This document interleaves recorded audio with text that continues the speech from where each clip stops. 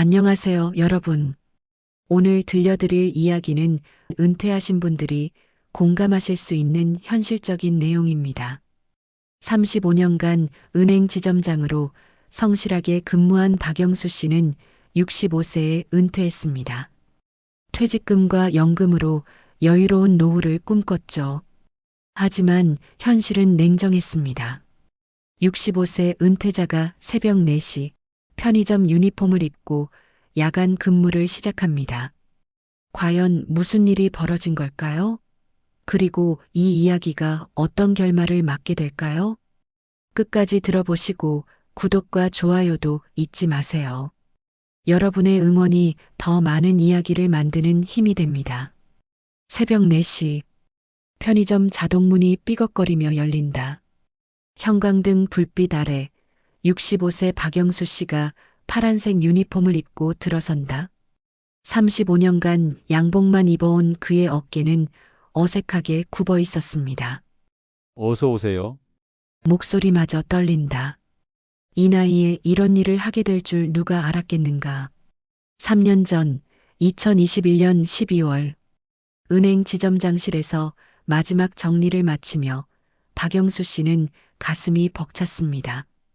35년간 매일 아침 7시 30분에 출근해 저녁 9시가 넘어서야 집에 돌아오던 일상. 고객 응대에 실적 관리에 부하 직원들 챙기느라 정신없이 달려온 세월이었습니다.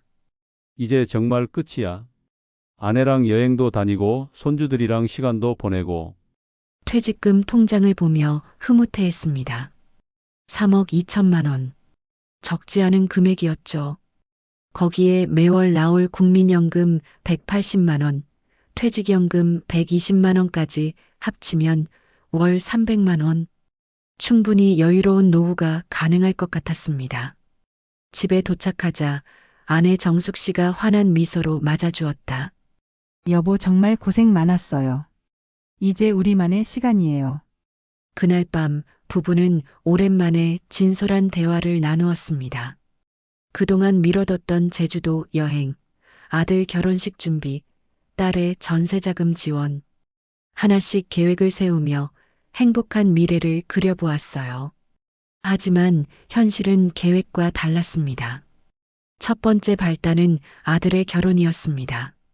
예상했던 웨딩홀 비용의 2배가 나왔고 신혼집 전세 보증금까지 보태주다 보니 퇴직금의 절반이 순식간에 사라졌습니다.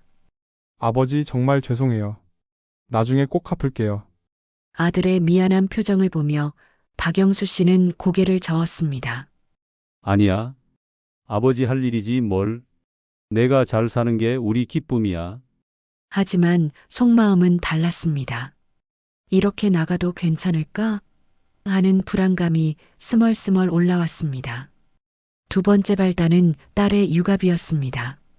맞벌이 부부인 딸 내외는 아이를 어린이집에 맡기고 일을 해야 했는데 갑자기 아이가 아프거나 어린이집 휴원일이면 박영수 씨 부부가 나서야 했습니다. 엄마, 아빠, 베이비시터 쓰기엔 돈이 너무 많이 들어요. 조금만 도와주세요. 손주를 돌보는 건 기쁜 일이었지만 예상치 못한 지출이 계속 늘어났습니다. 아이 분유가, 기저귀가, 장난감까지 한 달에 50만 원씩은 나가고 있었습니다. 가장 큰 충격은 물가 상승이었습니다. 은퇴 전에는 외식비나 생활비에 크게 신경 쓰지 않았는데 막상 고정 수입이 줄어드니 모든 게 부담스러웠어요. 전기요금, 가스요금, 통신비, 관리비. 매월 나가는 고정비만 해도 150만 원이 넘었고 거기에 식비, 병원비, 교통비까지 합치면 한 달에 250만 원은 기본으로 들어갔어요. 연금 300만 원으로는 정말 빠듯했어요. 여유로운 생활은 꿈도 꿀 수 없었습니다. 그리고 1년이 지났어요. 통장 잔고를 확인한 박영수 씨의 얼굴이 굳었습니다. 3억 2천만 원이던 잔액이 1억 8천만 원으로 줄어 있었어요. 1년 반 만에 1억 4천만 원이 사라진 것이었어요. 이 속도면 5년도 못 버틴겠네. 그날 밤 잠이 오지 않았어요. 아내 정숙 씨는 이미 잠든 모습이었지만 박영수 씨는 천장을 바라보며 복잡한 생각에 잠겼습니다. 35년간 성실히 일했는데 이게 내가 꿈꿔온 은퇴 생활인가? 은퇴 후 6개월, 2022년 여름, 여보, 오늘 경주 불국사 어때요? 날씨도 좋고. 정숙 씨의 제안에 박영수 씨는 반가운 마음으로 고개를 끄덕였습니다. 오랫동안 미뤘던 국내 여행이었어요.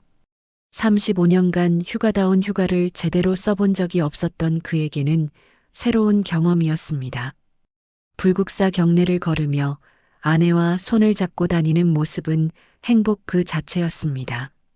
다보탑 앞에서 기념사진도 찍고 경주 시내에서 맛있는 식사도 했어요. 오랜만에 느끼는 여유로움이었습니다. 이런 게 진짜 은퇴 생활이지. 그동안 얼마나 바쁘게 살았나? 하지만 즐거운 시간은 길지 않았습니다.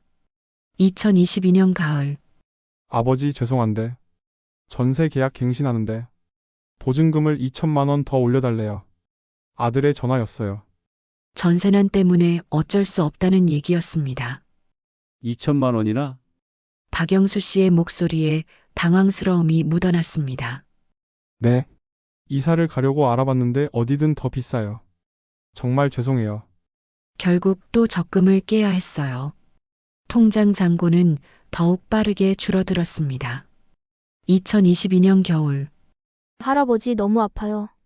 감기에 걸린 손주를 병원에 데려가며 박영수 씨는 한숨을 쉬었어요. 소아과 진료비에 약값까지 10만 원이 넘게 나왔습니다. 어린아이라 자주 아프다 보니 병원비도 만만치 않았어요. 집에 돌아와 가계부를 정리하던 박영수 씨는 충격적인 사실을 발견했습니다. 월 지출 320만 원, 월 수입연금 300만 원, 적자 20만 원. 매월 적금을 깨서 생활하고 있었던 것이었어요. 이래서는 안 되는데. 2023년 봄, 여보, 통장 잔고 좀 봐요. 정숙 씨가 걱정스러운 표정으로 말했다. 1억 8천만 원이던 적금이 어느새 9천만 원까지 줄어 있었습니다. 이 속도면 정말 위험해요. 뭔가 대책을 세워야 할 것 같은데. 박영수 씨도 위기감을 느꼈어요. 하지만 뾰족한 수가 없었어요. 65세에 다시 취업하기도 쉽지 않고 그렇다고 자녀들에게 손 벌리고 살 수도 없는 노릇이었습니다. 그때 우연히 본 구인 광고. 24시간 편의점 야간 근무자 모집. 나이 제한 없음. 시급 9,620원. 처음엔 설마 내가? 라는 생각이었습니다. 35년간 지점장으로 일한 사람이 편의점에서 일한다니 상상도 할 수 없었습니다. 하지만 계산기를 두드려 보니 어쩔 수 없었어요. 주 5일 하루 8시간 근무하면 월 150만 원 정도 벌 수 있었습니다. 연금과 합치면 월 450만 원. 적자를 메우고도 여유가 생길 것 같았습니다. 첫 출근 날, 새벽 3시 30분에 일어나 편의점 유니폼을 입는 순간 박영수 씨의 마음은 복잡했습니다. 거울 속 자신의 모습이 낯설었어요. 잠깐만. 정말 내가 이래도 되는 건가? 하지만 선택의 여지가 없었습니다. 편의점에 도착하자 젊은 점장이 업무를 설명해 주었어요. 아버님 연세가 많으신데 아버님이라는 호칭이 귀에 걸렸습니다. 얼마 전까지만 해도 지점장님이라고 불렸는데 네, 괜찮습니다. 첫날 밤 12시 택시기사로 보이는 중년 남성이 커피를 사러 왔습니다. 계산을 하는데 갑자기 그 손님이 박영수 씨를 유심히 쳐다봤습니다. 순간 박영수 씨의 얼굴이 빨갛게 달아올랐습니다. 그냥 심심해서요. 어색한 웃음으로 둘러댔지만 그 순간 자존심이 무너지는 느낌이었습니다. 새벽 6시 퇴근길, 지하철에서 출근하는 직장인들과 마주쳤습니다. 모두 정장을 입고 바쁘게 움직이고 있었습니다. 얼마 전까지 자신도 저 모습이었는데 지금은 편의점 야간 아르바이트를 마치고 집으로 돌아가는 65세 노인이었습니다. 집에 도착하자 아내가 걱정스러운 표정으로 맞아주었습니다. 여보 어떻게 됐어요? 많이 힘들지 않았어요? 응, 하지만 괜찮지 않았습니다. 하룻밤 서 있기만 했는데 무릎과 허리가 아팠고 더 큰 문제는 마음이었어요. 내가 정말 이런 일을 해야 하나? 거울을 보며 자문했지만 답은 뻔했다. 해야 한다. 살기 위해서. 한 달 후 편의점 일에 조금씩 적응하고 있었지만 몸은 점점 힘들어했습니다. 밤샘 근무 후 낮에 잠을 자려 해도 쉽게 잠이 오지 않았습니다. 생체 리듬이 완전히 깨져버렸어요. 더 큰 문제는 경제적 부분이었습니다. 편의점 알바로는 여전히 부족했고 시급이 생각보다 낮았고 야간 수당도 기대만큼 나오지 않았습니다. 이것만으론 안 되겠어. 박영수 씨는 또 다른 선택을 해야 했습니다. 하지만 이번에는 더 큰 충격이 기다리고 있었습니다. 2023년 여름, 여보 당신 얼굴이 너무 초췌해졌어요. 이러다 쓰러지는 거 아닌가요? 정숙 씨가 걱정스러운 표정으로 아침 식사를 차려주며 말했습니다. 편의점 야간 근무를 시작한 지 3개월, 박영수 씨의 얼굴에는 깊은 피로가 쌓여 있었습니다. 괜찮아. 조금만 더 버티면 익숙해질 거야. 하지만 속마음은 달랐습니다. 매일 새벽 4시부터 정오까지 8시간을 서서 일하는 것이 65세 몸에는 너무 버거웠습니다. 특히 무릎과 허리 통증은 날이 갈수록 심해졌습니다. 그럼에도 편의점 일을 계속한 이유가 있었습니다. 월급 명세서를 보면 마음이 조금이나마 안정되었습니다. 야간 수당 포함해서 월 160만 원, 연금과 합치면 460만 원으로 적자를 면하고도 조금 여유가 생겼거든요. 이 정도면 나쁘지 않지. 하지만 안도의 순간도 잠깐이었습니다. 8월 어느 날 딸 미영이의 전화. 아빠 죄송한데 아이가 아토피가 심해져서 특수 분유를 써야 한대요. 한 달에 30만 원 정도 들어요. 30만 원이나? 네. 그냥 분유로는 안 된대요. 피부과에서도 계속 치료받아야 하고. 손주의 건강 문제였다. 거절할 수 없었습니다. 알았어.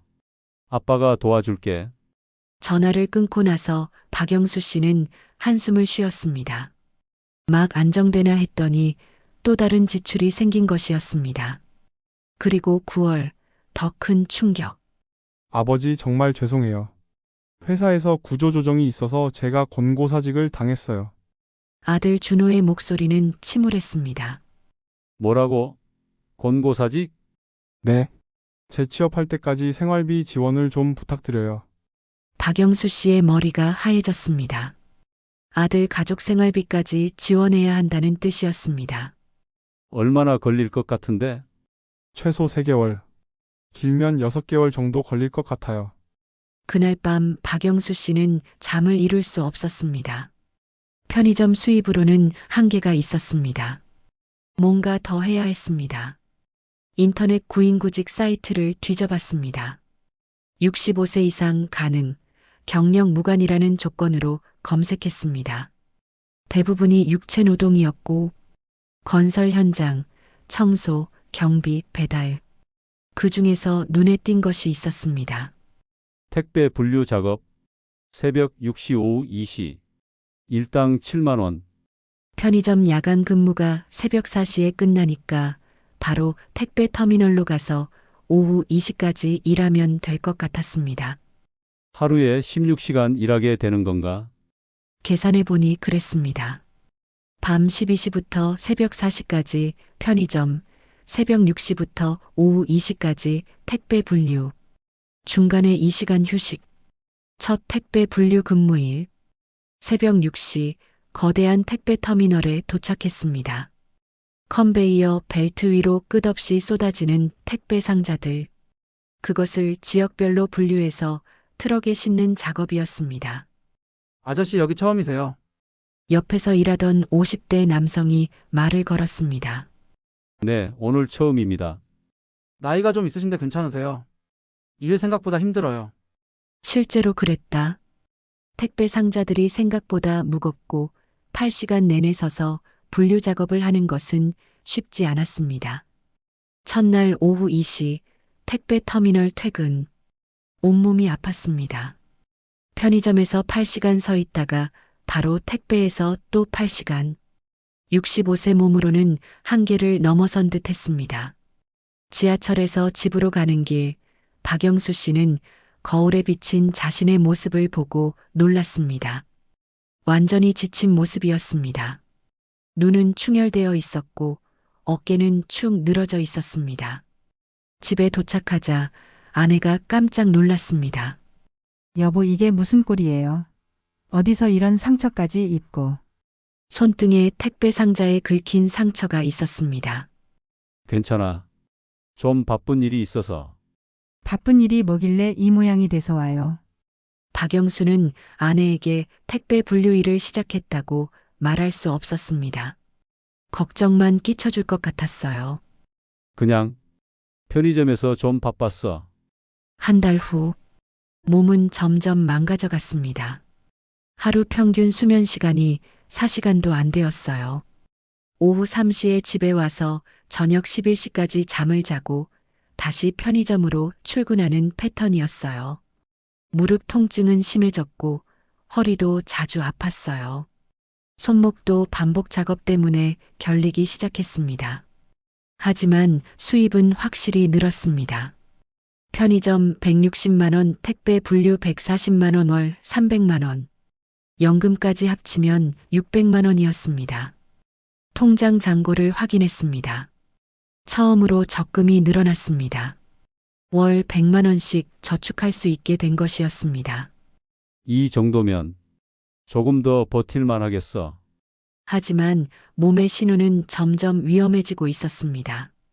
어느 날 택배 터미널에서 갑자기 어지럼증이 왔어요. 컨베이어 벨트 앞에 서 있는데 눈앞이 흐려졌습니다. 아저씨, 괜찮으세요? 동료가 부축해 주었습니다. 네. 잠깐 어지러웠을 뿐입니다. 얼굴이 너무 안 좋아 보이는데 병원 한번 가보세요. 그날 집에 돌아와서 거울을 봤어요. 3개월 전보다 10살은 늙어 보였습니다. 그리고 자문했습니다. 내가 정말 은퇴한 게 맞나? 은퇴 전보다 더 힘들게 일하고 있었습니다.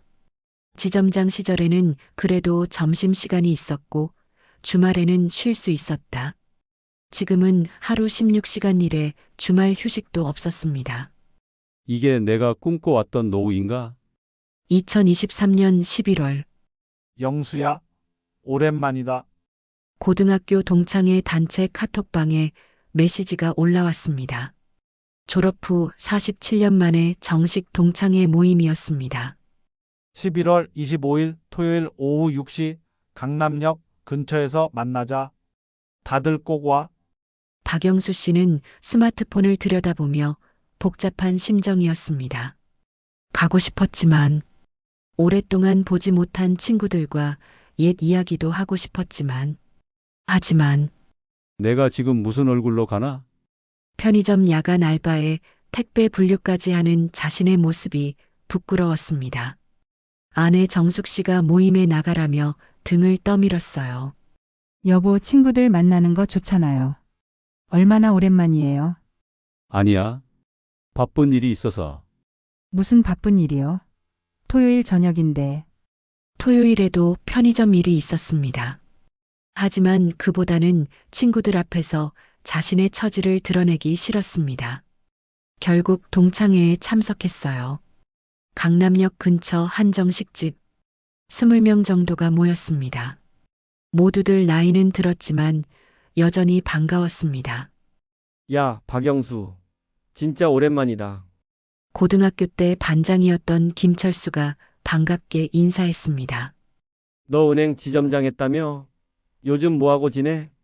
순간 박영수의 얼굴이 굳었어요. 아, 은퇴했어. 은퇴? 그럼 이제 편하게 지내는구나. 퇴직금도 많이 받았을 테고. 다른 친구들도 하나둘 모여들었습니다. 영수야, 넌 참 복 받았어. 은행 다녀서 연금도 잘 나올 텐데. 요즘 매일 뭐 하냐? 골프 치나? 애들은 다 결혼했지? 이제 손주들이랑 놀면서 여유롭게 살겠네. 질문이 쏟아졌습니다. 모두 박영수 씨가 여유로운 은퇴 생활을 하고 있을 거라고 생각하고 있었습니다. 박영수 씨는 어색하게 웃으며 대답했습니다. 뭐, 그럭저럭 지내고 있어. 그럭저럭이 뭐야? 자세히 말해봐. 친구들의 관심이 계속 이어졌습니다. 김철수가 자신의 근황을 이야기하기 시작했습니다. 나는 작년에 회사 그만두고 지금 카페 운영하고 있어. 힘들긴 하지만 나름 재밌더라. 다른 친구 이정호도 끼어들었습니다. 나는 아직 현역이야. 건설회사 상무로 있는데 몇 년 더 다닐 예정이야. 그리고 박성민이 말했습니다. 너희들은 그래도 좋겠다. 나는 사업 실패해서 요즘 정말 힘들어. 나이 65에 다시 시작해야 해. 분위기가 조금 무거워졌습니다. 그때 김철수가 박영수를 보며 말했습니다. 그래도 영수는 제일 안정적이겠네. 은행 다닌 사람들은 노후 준비가 잘 되어 있잖아. 맞아. 넌 퇴직금도 넉넉할 텐데 아직도 일하나? 설마? 순간 박영수의 가슴이 철렁했습니다. 아니야. 일은 안 해. 거짓말이었습니다. 바로 그날 밤 12시에 편의점으로 출근해야 했습니다. 술이 몇 잔 돌고 난 후 이정호가 농담조로 말했습니다. 야, 박영수. 혹시 편의점 알바 같은 거 하는 건 아니지? 다들 웃었다. 농담이라고 생각했기 때문이습니다. 하지만 박영수 씨에게는 칼이 가슴을 찌르는 느낌이었습니다. 하. 무슨 소리야? 내가 왜 그런 일을 해? 웃으며 대답했지만 속마음은 무너져 내렸습니다. 바로 몇 시간 후면 편의점 유니폼을 입고 어서 오세요라고 인사를 해야 하는 자신이 초라해 보였습니다. 집에 돌아오는 길, 지하철에서 박영수 씨는 깊은 자괴감에 빠졌습니다. 친구들 앞에서 거짓말까지 했구나. 35년간 성실히 일해온 자신이 왜 이렇게 부끄러워해야 하는지 이해할 수 없었습니다. 일하는 것이 부끄러운 일은 아닌데 왜 이렇게 숨기고 싶을까? 집에 도착하자 아내가 반겨주었습니다. 여보 어땠어요? 친구들 만나니까 좋았죠? 응. 좋았어. 하지만 전혀 좋지 않았습니다. 그날 밤 11시 30분 편의점 유니폼을 입으면서 박영수 씨는 거울 속 자신을 바라봤습니다. 이게 내 모습인가? 몇 시간 전 친구들과 웃으며 이야기하던 모습과 지금의 모습이 너무 대조적이었습니다. 편의점에 도착해서 야간 근무를 시작했습니다. 새벽 2시쯤 술에 취한 20대 청년이 들어왔습니다. 아저씨, 담배 한 갑이랑. 어? 아저씨 나이가 몇이에요? 65입니다. 헐. 65세에 편의점에서 일하세요? 자식들이 뭐예요? 또 그런 질문이었다. 몇 시간 전 친구들의 농담이 떠올랐습니다. 집에 돌아와서 잠자리에 들기 전 박영수 씨는 아내에게 말했습니다. 여보, 차라리 죽는 게 낫지 않을까? 정숙 씨가 놀라며 돌아봤습니다. 갑자기 무슨 소리예요? 친구들은 다 여유롭게 사는데 나만 이 나이에 편의점에서 일하고 있잖아. 35년간 성실히 살았는데 이게 뭐야? 목소리에 절망감이 묻어났습니다. 정숙 씨가 박영수 씨의 손을 잡았습니다. 여보 그런 소리 하지 마세요. 당신이 있어서 우리가 버티는 거예요. 하지만 힘든 건 저도 알아요. 하지만 지금은 힘들어도 우리 다시 일어설 수 있을 거예요. 아내의 따뜻한 손길이 위로가 되었습니다. 하지만 마음속 깊은 곳의 상처는 쉽게 아물지 않았습니다. 그날 밤 박영수 씨는 오랫동안 잠들지 못했습니다. 천장을 바라보며 생각했어요. 내 인생이 정말 이렇게 끝나는 건가? 아직 더 큰 시련이 기다리고 있다는 것을 그때는 몰랐습니다. 2024년 1월 15일 새벽 1시 택배 터미널의 컨베이어 벨트가 평소보다 빨리 돌아가고 있었습니다. 연말연시 물량 증가로 분류해야 할 택배가 평소의 1.5배였습니다.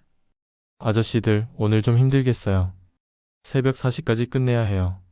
현장 책임자의 목소리가 터미널에 울려 퍼졌습니다. 박영수는 이미 지친 몸을 이끌고 작업에 임했습니다. 5개월간의 이중 근무로 체중이 7kg이나 빠져 있었습니다. 얼굴은 깊게 패이고 눈가에는 깊은 주름이 자리 잡았습니다. 새벽 3시 30분.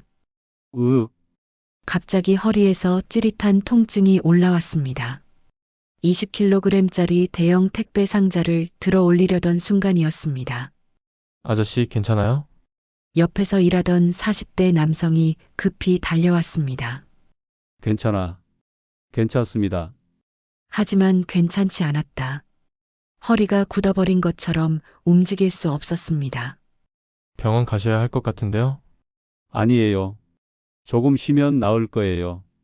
박영수 씨는 억지로 일어서려 했지만 다시 주저앉았습니다.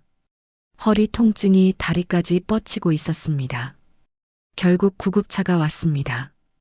응급실 진료 결과 허리 디스크가 심하게 눌려 있네요. 최소 2주는 절대 안정이 필요합니다.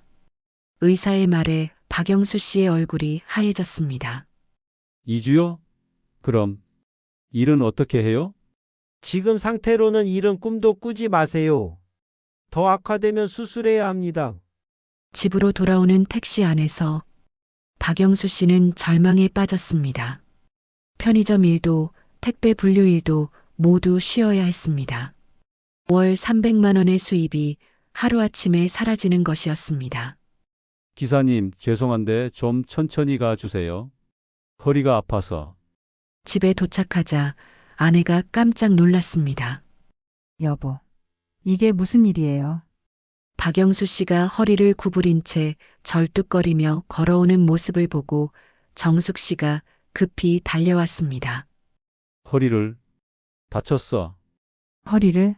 어디서요? 박영수 씨는 그제서야 아내에게 택배 분류 일을 하고 있었다는 것을 털어놓았습니다. 택배 분류 일이요? 언제부터요? 4개월 전부터. 미안해. 말하지 못했어. 정숙 씨의 눈에서 눈물이 흘러내렸습니다.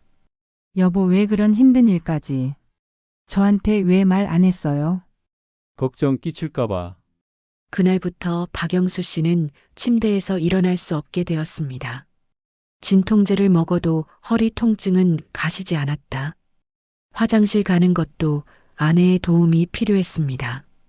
더 큰 문제는 경제적 타격이었습니다. 일을 못하니 수입이 연금 300만 원으로 줄어들었습니다. 거기에 병원비와 약값이 추가로 들어갔습니다. 일주일 후 침대에 누워 천장만 바라보는 시간이 계속되자 박영수 씨는 깊은 우울감에 빠졌습니다. 내가 뭘 위해 이렇게 살고 있나? 35년간 성실히 일했지만 결국 65세의 허리 부상으로 누워있게 되었습니다. 그동안의 노력이 무의미하게 느껴졌습니다. 그때 아내 정숙 씨가 조심스럽게 말을 꺼냈습니다. 여보, 제가 마트에서 일해볼까요? 뭐라고? 당신이? 계산대 알바 구인 공고 받는데 시급이 나쁘지 않더라고요. 박영수 씨의 마음이 무거워졌습니다. 63세 아내까지 일을 하게 된다는 것이었습니다. 안 돼. 당신까지 그런 고생을 할 순 없어. 그럼 어떻게 해요? 이대로 적금만 깨면서 살 순 없잖아요. 현실적인 문제였다. 박영수 씨가 회복될 때까지 최소 한 달은 걸릴 것 같았습니다. 결국 정숙 씨가 동네 대형마트 계산대에서 일을 시작했습니다. 하루 6시간, 주 5일 근무, 월 120만 원을 벌 수 있었습니다. 첫 출근 날 정숙 씨가 마트 유니폼을 입는 모습을 보며 박영수 씨는 눈물을 흘렸습니다. 미안해. 정말 미안해. 괜찮아요. 우리 함께 이겨내요. 하지만 괜찮지 않았습니다. 63세 아내가 마트에서 일하고 65세 남편은 침대에 누워있는 현실이 참담했습니다. 2주 후 허리가 조금 나아져서 겨우 걸을 수 있게 되었습니다. 하지만 예전처럼 무거운 것을 들거나 오래 서 있을 수는 없었습니다. 편의점과 택배일 모두 그만둬야 했습니다. 어느 날 통장 잔고를 확인했습니다. 9천만 원이던 적금이 6천만 원으로 줄어 있었고 병원비와 생활비로 3천만 원이 나간 것이었습니다. 이 속도면 정말 위험해. 그리고 더 절망적인 소식이 왔습니다. 딸 미영이의 전화였습니다. 아빠 죄송해요. 아이 아빠가 회사에서 잘렸어요. 당분간 제가 혼자 벌어야 해요. 뭐라고? 네. 그래서 아이 봐줄 사람이 필요한데. 어머니가 혹시 도와주실 수 있을까요? 손주 돌봄까지 추가된 것이었습니다. 아내는 마트 일과 손주 돌봄을 병행해야 했습니다. 그날 밤 부부는 마주 앉아 울었습니다. 여보, 우리 뭘 잘못했을까요? 모르겠어. 성실하게만 살았는데. 은퇴 후 2년 반 꿈꿨던 여유로운 노후는 온데간데 없었습니다. 대신 매일이 생존을 위한 투쟁이었습니다. 박영수 씨는 거울을 보며 중얼거렸습니다. 나는 은퇴자가 아니라 그냥 가난한 늙은이일 뿐이구나. 더 큰 절망이 기다리고 있다는 것을 아직 몰랐습니다. 2024년 3월 허리가 어느 정도 회복되어 박영수 씨는 다시 일자리를 찾기 시작했습니다. 하지만 65세에 허리 부상 경력이 있는 사람을 고용하려는 곳은 많지 않았습니다. 죄송합니다. 연세도 있으시고 허리도 안 좋으시면 몇 군데 면접을 다녔지만 번번이 거절당했습니다. 결국 찾은 일이 아파트 경비였습니다. 월급은 180만 원. 이전보다 120만 원이나 줄어든 금액이었습니다. 하지만 앉아서 할 수 있는 일이라 허리에는 무리가 가지 않았습니다. 새벽 6시부터 오후 6시까지 12시간 근무. 아파트 출입 통제와 택배 수령이 주 업무였습니다. 경비실에 앉아 있으면서 박영수 씨는 많은 생각을 했습니다. 창문 너머로 보이는 아파트 주민들. 모두 바쁘게 출근하고 퇴근하는 모습들. 얼마 전까지 자신도 저런 모습이었는데. 경비 아저씨 택배 왔어요. 20대로 보이는 여성이 반말로 말했습니다. 예전에는 고객님이라고 불렸는데 이제는 경비 아저씨였습니다. 그래도 상황이 조금씩 안정되는 것 같았습니다. 박영수 씨 경비 월급 180만 원 안에 마트 알바 120만 원 연금 300만 원 월 600만 원. 적자는 면했지만 저축은 어려웠습니다. 손주 돌봄비, 병원비, 생활비로 거의 다 나갔습니다. 그런데 5월 어느 날 아들 준호에게서 전화가 왔습니다. 아버지, 정말 죄송한 말씀을 드려야겠어요. 목소리부터 심상치 않았습니다. 왜? 무슨 일인데? 전세 집주인이 갑자기 집을 팔겠다고 해요. 보증금을 돌려준다고 하는데.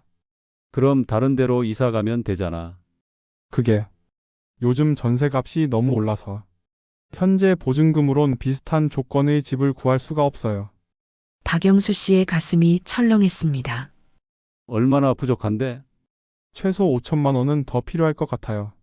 5천만 원이나? 그 순간 박영수 씨의 머리가 하얘졌습니다. 현재 적금 잔액이 6천만 원. 5천만 원을 빼주면 1천만 원밖에 남지 않는 거든요. 아버지, 정말 죄송해요. 하지만 달리 방법이 없어요.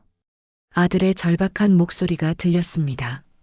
우리도 이사할 곳을 3개월 동안 알아봤는데 어디든 지금보다 비싸요. 박영수 씨는 말을 할 수 없었습니다.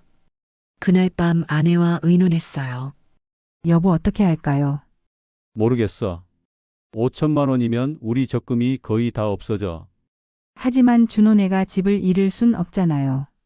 맞는 말이었어요. 아들 가족이 갈 곳이 없어지면 더 큰 문제가 될 것 같아 결국 결정을 내렸습니다. 알았어. 아버지가 도와줄게. 전화 너머로 아들의 안도하는 소리가 들렸습니다. 아버지, 정말 감사해요.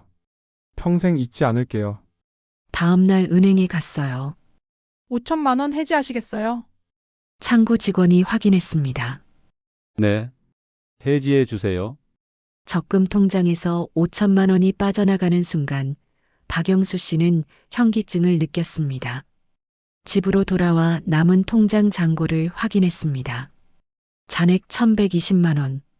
35년간 모은 퇴직금 3억 2천만 원 중에서 겨우 1천만 원만 남은 것이었습니다. 3억 1천만 원이 2년 반 만에 사라졌구나. 그날 밤 박영수 씨는 거울 앞에 섰습니다. 거울 속에는 65세의 지친 남자가 서 있었습니다. 허리는 굽고 얼굴에는 깊은 주름이 패여 있었습니다. 나는 은퇴자가 아니야. 목소리가 떨렸습니다. 나는 그냥 가난한 노동자일 뿐이야. 꿈꿨던 여유로운 은퇴 생활은 없었습니다. 매일 12시간씩 경비실에 앉아서 생계를 이어가야 하는 현실만 있었습니다.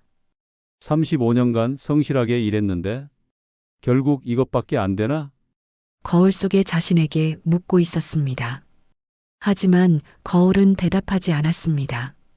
그날 밤 박영수 씨는 처음으로 진짜 절망을 느꼈습니다. 은퇴금도 거의 바닥났고 65세에 경비 일을 하면서 겨우 생계를 유지하는 현실, 아내까지 마트에서 일해야 하는 상황. 내가 정말 실패한 인생을 산 건가? 하지만 아직 포기하기에는 이른 것 같았습니다. 어딘가에 희망이 있을지도 모르니까 그 희망을 찾는 것이 앞으로의 과제였습니다. 2024년 6월 경비실에서의 일상이 3개월째 접어들고 있었습니다. 매일 같은 시간, 같은 자리에서 아파트 주민들의 출입을 확인하고 택배를 받는 반복적인 업무. 박영수 씨는 점점 무기력해져 갔습니다. 경비 아저씨 택배요. 경비 아저씨, 주차 문제 좀 해결해 주세요. 경비 아저씨 왜 이렇게 더워요? 에어컨 좀 틀어주세요. 하루 종일 경비 아저씨라는 호칭만 들었습니다. 35년간 지점장님으로 불렸던 기억이 까마득하게 느껴졌습니다. 그런데 어느 날 우연한 만남이 있었습니다. 점심시간에 경비실 앞 벤치에서 도시락을 먹고 있을 때였습니다. 박 지점장님 아니세요? 뒤돌아보니 60대 중반의 여성이 반갑게 인사하고 있었습니다. 죄송한데 누구시죠? 저 김영희예요. 5년 전에 은행에서 주택담보대출 받을 때 많이 도와주셨잖아요. 아, 기억이 났습니다. 당시 이 여성은 남편과 사별한 후 혼자 작은 가게를 운영하며 딸 대학 등록금을 마련하려고 대출을 신청했었다. 조건이 까다로웠지만 박영수 씨가 특별히 도움을 줬던 기억이 있었습니다. 아, 김영희 고객님. 오랜만이네요. 지금 여기서 뭐 하세요? 경비실에. 순간 박영수 씨의 얼굴이 붉어졌다. 아, 은퇴 후에 잠시 일하고 있어요. 김영희는 이해한다는 듯이 고개를 끄덕였습니다. 요즘 은퇴하신 분들 정말 힘드시죠? 저도 남편 없이 혼자 살면서 많이 느꼈어요. 그러면서 그녀가 말을 이었습니다.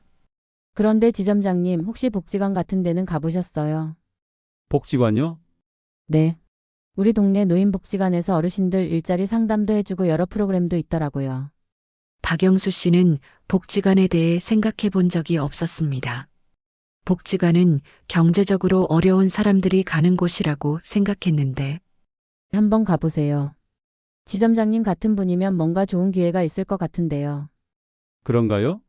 네. 제가 아는 분 중에 은행에서 일하셨던 분이 거기서 금융교육 강사를 하신다고 들었어요. 금융교육 강사. 그 말이 박영수 씨의 마음에 울렸습니다. 다음 날이 휴무일이었습니다. 박영수 씨는 처음으로 동네 노인복지관을 찾아갔습니다. 3층짜리 건물로 생각보다 깔끔하고 현대적이었습니다. 1층 안내 데스크에서 60대 여성이 밝게 맞아주었습니다. 어서 오세요. 처음 오시는 분이죠? 네. 상담 받을 수 있나요? 물론이죠. 일자리 상담실로 안내해 드릴게요. 상담실에서 만난 사회복지사는 30대 여성이었습니다. 안녕하세요. 저는 이미정 사회복지사입니다. 박영수입니다. 어떤 도움을 받고 싶으세요?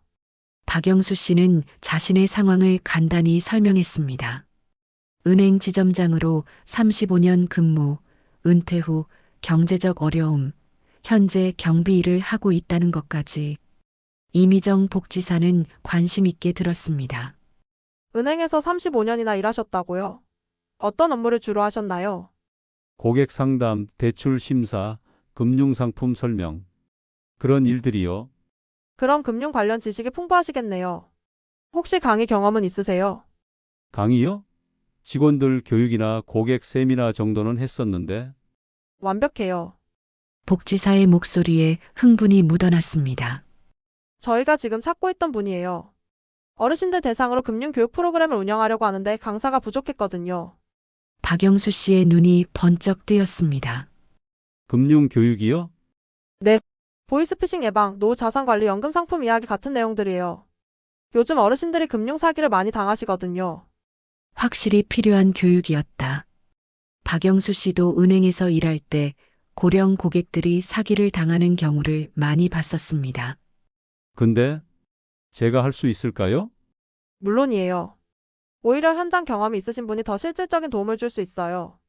그날 시범 강의를 해보기로 했습니다. 강의실에는 15명 정도의 60-70대 어르신들이 앉아 있었습니다. 모두 박영수 씨를 호기심 어린 눈으로 바라보고 있었습니다. 안녕하세요. 저는 박영수입니다. 처음 해보는 일이었습니다. 저는 35년간 은행에서 일했습니다. 여러분과 같은 나이에 은퇴했고 지금도 일을 하고 있어요. 솔직하게 자신의 이야기를 시작했습니다. 요즘 보이스피싱 사기가 정말 많죠? 저도 은행에서 일할 때 이런 피해를 당하신 분들을 많이 봤어요. 어르신들이 고개를 끄덕이며 관심을 보였습니다. 실제로 제가 겪은 사례를 말씀드리면 박영수 씨는 35년간의 현장 경험을 바탕으로 생생한 사례들을 설명하기 시작했습니다. 일시간의 강의가 끝났을 때 선생님, 정말 유익했어요. 다음에 또 와서 강의해 주세요. 어르신들의 뜨거운 반응이었습니다. 강의를 마치고 나온 박영수 씨의 마음에는 오랫동안 느끼지 못했던 감정이 솟아올랐습니다. 뿌듯함이었습니다. 35년간 은행에서 일하면서도 이렇게 직접적인 감사 인사를 들은 적은 많지 않았습니다. 경비 일을 할 때는 하루 종일 경비 아저씨라는 호칭만 들었는데 여기서는 선생님이라고 불러주었습니다. 복지관 밖으로 나서면서 박영수 씨는 오랜만에 눈물을 흘렸습니다. 이런 일도 있구나. 집에 돌아가서 아내에게 말했습니다. 여보, 오늘 정말 신기한 경험을 했어. 박영수 씨는 복지관에서 있었던 일을 자세히 얘기했습니다. 선생님이라고 불러주더라고. 오랜만에 사람 대접받는 기분이었어. 정숙 씨가 남편의 손을 잡았습니다. 여보, 정말 다행이에요. 드디어 당신다운 일을 찾은 것 같아요. 그날 밤 박영수 씨는 오랜만에 깊이 잠들 수 있었습니다. 2024년 9월, 박영수 씨는 노인복지관의 전속 금융교육 강사가 되었습니다. 주 3회, 한 번에 2시간씩 강의하는 것이 주된 업무였습니다. 월급은 120만 원. 경비 일보다는 적었지만 만족도는 비교할 수 없이 높았습니다.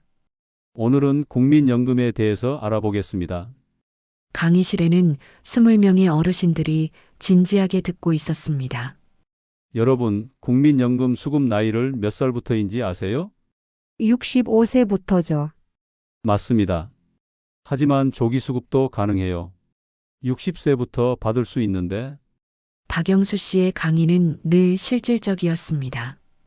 이론보다는 실제 사례, 복잡한 용어보다는 쉬운 설명에 집중했습니다. 35년간의 현장 경험이 그대로 강의 자료가 되었습니다. 강의가 끝나면 어르신들이 개별 상담을 요청했습니다. 선생님, 제가 받고 있는 연금이 적정한지 확인해 주세요. 보이스피싱인지 확실하지 않은 전화가 왔는데 어떻게 판단해야 할까요? 박영수 씨는 한 분 한 분 정성껏 상담해 드렸습니다. 선생님 덕분에 사기 안 당했어요. 80세 할머니가 감사 인사를 하러 왔습니다. 보이스피싱 전화가 왔는데 선생님이 가르쳐 주신 대로 했더니 사기더라고요. 이런 순간들이 박영수 씨에게는 가장 큰 보람이었습니다. 경제적으로도 조금씩 안정되어 갔습니다. 박영수 강사비 120만 원 안에 마트 알바 120만 원 연금 300만 원 월 540만 원. 큰 돈은 아니었지만 적자 없이 생활할 수 있는 수준이었습니다. 더 중요한 건 마음의 평화였습니다. 여보, 요즘 표정이 정말 밝아졌어요. 아내의 말에 박영수 씨는 웃었습니다. 그래? 나도 그런 것 같아. 65세에 찾은 새로운 일. 돈을 위해서가 아니라 의미를 위해서 하는 일이었습니다. 자신의 경험과 지식이 다른 사람들에게 도움이 된다는 것. 그보다 더 큰 보람은 없었습니다. 2024년 12월 1년간의 강의를 정리하는 자리에서 복지관장이 감사패를 전달했습니다. 박영수 강사님, 1년간 정말 수고 많으셨습니다. 어르신들의 만족도가 98%예요. 박스 손으로 감사패를 받으며 박영수 씨는 뭉클했습니다. 제가 더 감사합니다. 제 인생에서 가장 보람된 시간이었어요. 그날 저녁집에서 박영수 씨는 아내와 함께 작은 축하를 했습니다. 치킨 한 마리와 맥주 2캔이 전부였지만 마음만큼은 풍성했습니다. 여보, 이제 정말 새 출발인 것 같아요. 그러게요. 3년 전만 해도 이런 날이 올 줄 몰랐어요. 현재 박영수 씨의 하루 일과 오전 9시 복지관에서 강의 준비 오전 10시-12시 금융교육 강의 오후 1시-3시 개별 상담 오후 3시 퇴근 늦은 오후에는 아내와 함께 동네 산책을 했습니다. 여보, 손주들 보러 갈까요? 그럴까? 아들과 딸의 경제적 상황도 조금씩 나아지고 있었습니다. 더 이상 부모에게 경제적 도움을 요청하지 않아도 될 만큼 박영수 씨는 현재 월세 30만 원짜리 작은 아파트에 살고 있습니다. 전세 보증금은 모두 자녀들 도움에 썼지만 후회하지 않았습니다. 집은 작아졌지만 마음은 더 넓어졌습니다. 2025년 새해 첫날 박영수 씨는 일기를 썼습니다. 은퇴 후 4년. 정말 힘든 시간이었다. 퇴직금 3억 2천만 원이 거의 바닥났고 편의점과 택배 분류, 경비까지 해봤다. 한때는 절망했다. 내가 뭘 위해 사나 싶었다. 하지만 지금 생각해보니 그 모든 경험이 지금의 나를 만들었다. 복지관 어르신들에게 강의할 때 내가 겪은 현실적인 어려움들이 생생한 사례가 된다. 돈은 적게 벌지만 매일이 의미 있다. 은퇴는 끝이 아니었다. 새로운 시작이었다. 준비 없는 은퇴는 정말 힘들다. 하지만 방향만 바꾸면 남은 인생도 충분히 가치 있게 살 수 있다는 것을 깨달았다. 65세 아직 늦지 않았다. 박영수 씨의 이야기는 여기서 끝나지 않습니다. 은퇴는 끝이 아닙니다. 준비 없는 은퇴는 노동의 연장선일 뿐이지만 방향만 바꾸면 남은 인생은 충분히 다시 시작할 수 있습니다. 중요한 건 돈의 크기가 아니라 일의 의미입니다. 박영수 씨처럼 자신의 경험과 지식을 나누며 사회에 기여할 방법은 언제나 존재합니다. 65세, 아직 늦지 않았습니다. 여러분의 은퇴 후 이야기는 어떻게 쓰여질까요? 근처에서 소소한 행복을 찾아보시는 건 어떠세요? 앞으로의 계획을 댓글로 남겨주세요.